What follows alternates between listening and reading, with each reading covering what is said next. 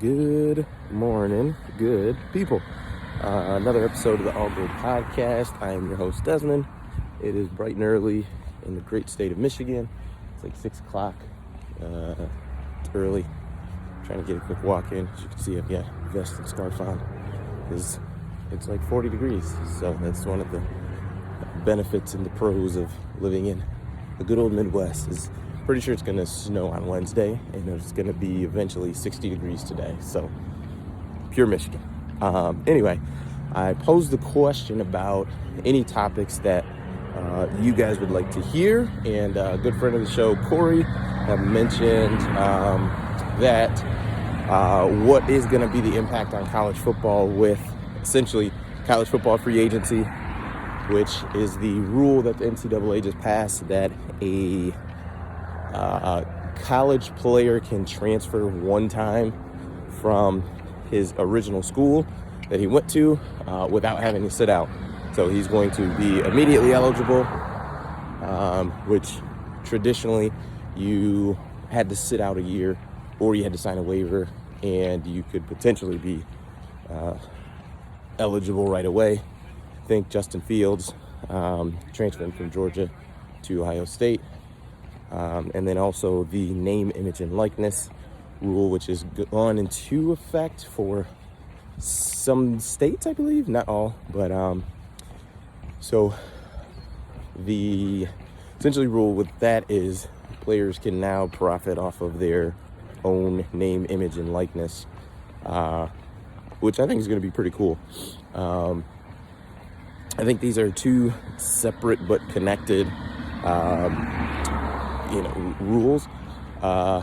With the name, image, and likeness, I think the impact and implication is going to be big for schools who take advantage of it, because one thing, the way that I look at it is, I believe it was Jeff Collins, the head coach at Georgia Tech. He had a press conference not too long ago where he mentioned that at Georgia Tech they have an app called Influencer. And what it is that basically, they have photographers at practice that are taking, hundreds of thousands of pictures and videos as well.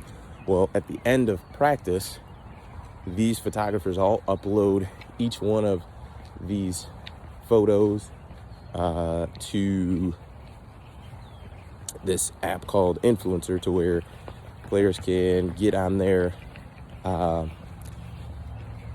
They can get onto the app, and there's all these pictures and photos and things like that of them on this app that they can download and do with whatever they like. So post to their social media, so on and so forth, which is pretty cool, because I think the name, image, and likeness is going to be more of obviously these guys are student athletes, but it's going to turn them into content creators.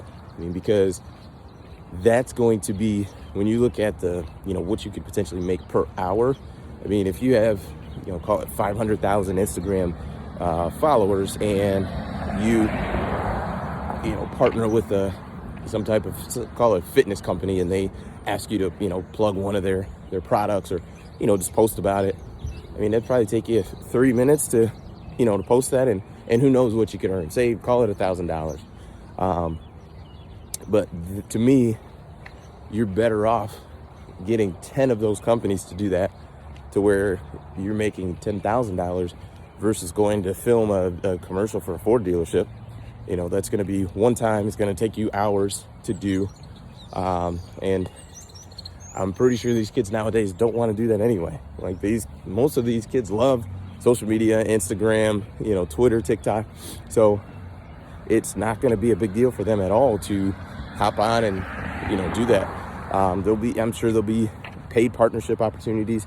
I think the big key is if you're one of these Power 5 programs, is you cannot be passive with this. To think this is going to be something that you're just going to leave to players and leave to, let them just kind of do their own thing, I think is going to be, you're going to be killing your program, because this is just the new age. This is how things are now.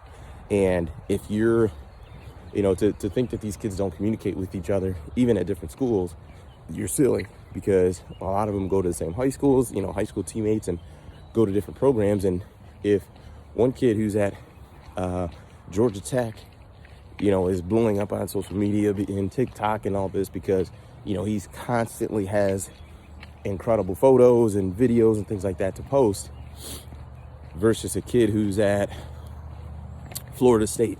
And let's say, Florida State's being extremely passive on it, then, you start to look at the opportunity for now with the new transfer rule, kids being able to pick up and go somewhere where they can, literally everything about college football recruiting is a business decision. And this is another one. If I've got a high school teammate who's now in college, we're both freshmen, he's making, $200,000 with his, social media and things like that. And I'm making next to nothing, and he's telling me about, at let's call them, say Michigan, at Michigan, they've got me, hooked up with the marketing director at Michigan, or the director of social media, or just, someone who works in that department to help give me tips on, how I can increase my following, increase my engagement.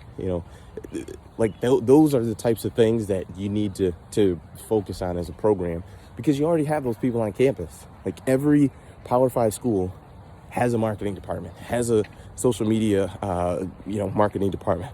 Just have them come in and speak to your kids every couple weeks, when they first get on campus. Let's talk to them now. Hey, it's a new thing that just got approved. Here are some tips that you can do. Jim Harbaugh doesn't have to get up there and talk about social media, because I guarantee he doesn't know much about it anyway. But you need to make sure you're being active with it as a program, so that you are putting your kids in the best possible spot, because kids are now more available to transfer than they ever were before. So it's definitely going to be important for coaches to be aggressive with that, because I look at that and that's just could potentially be just another reason for a kid to transfer. Not only do you need to make sure you're trying to get them some playing time, also making sure, that they're fitting in socially with the guys.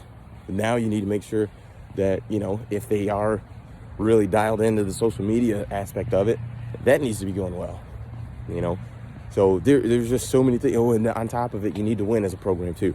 Otherwise, guys are going to be leaving. So it'll be interesting. Like I said, I think the programs that are focused on,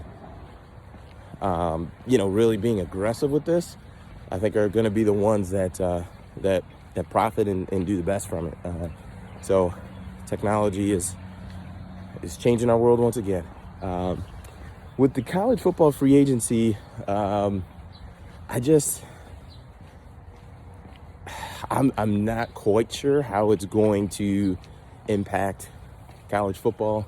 For a kid to be able to transfer whenever, it's going to be a game changer. But, one thing I look at is right now how the transfer portal is. On Twitter, I see it all the time of just, every day, it's kind of slowed now, but basically every day there's, 15, 20, 30 kids that are entering the transfer portal. And if you're a mid-level 3-star guy, you may not get the attention that you think you want. Obviously a 4 and 5-star guy is quite different, but I think it's just going to be important once again for coaches to make sure they have a plan, for these kids, and for kids to make the right decision on where you want to go. Don't let don't let outside influences pick your school for you, because if you don't pick the right place, you're not going to be happy. It's just going to be it's going to be interesting. I think kids, have a tendency to think that the grass is greener. I think people in general tend to think that, but it's going to be big. I think, on one side of it, the thing that I look at is winning cures a lot. Guys overall, I would say, are more apt to waiting it out, taking their time and waiting, if they know that, if in the meantime we're still winning, conference championships, get to a college football playoff every now and then, and winning a national championship every now and then. I think guys are willing to wait if that's what's happening while I'm waiting. Now, if I'm a freshman, I'm a 5-star wide receiver, and we're losing games, we're 500, I'm busting my butt, but we're still losing, and I'm also not playing. I could see that being a very easy, route for a guy to transfer and leave.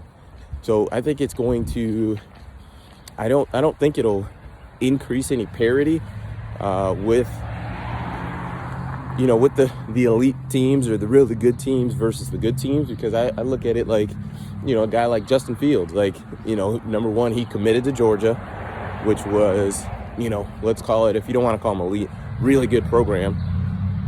And he transferred, but he went to Ohio State, which is another really good program. So I think that's probably going to be, when you talk about the 4- and 5-star guys who do end up transferring, I think it's probably going to be something like that, where, guys that are really high level are going to pick other elite schools to go to. So I don't know the parity that's gonna help, but we'll see. I mean, I think it's good that kids at least have the ability to transfer once and be eligible right away. But I just hope this doesn't turn into something where it's just a massive wave of kids in the transfer portal end up just making a bad decision because now because things aren't going well at the school that they originally picked. It takes time to get to where you want to be. It's extremely rare for a true freshman to come in and be a superstar in college football. So that would be my advice to guys and to kids is make sure you're going through making the right decision for you. Talk to the current players who were there, talk to former players who were there, and make a solid decision for you and your family. So thanks so much for listening all the way to the end. There should be a couple other videos popping up that you can click on, take a listen to. Like, subscribe, all that good stuff. Thanks so much for your support. Have a good one. Peace.